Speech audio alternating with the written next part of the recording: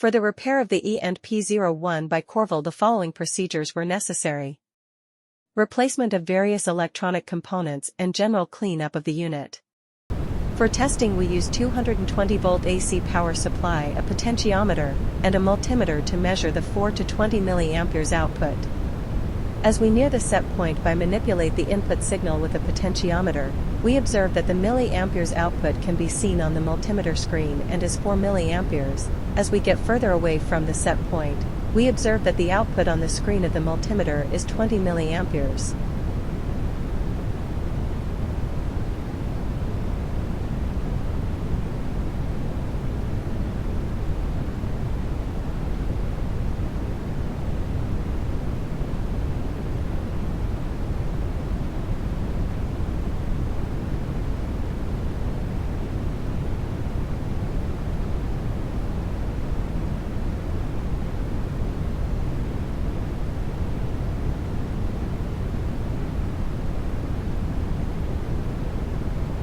It is now clear that the E&P-01 by Korval are working successfully and are ready to be delivered to the client.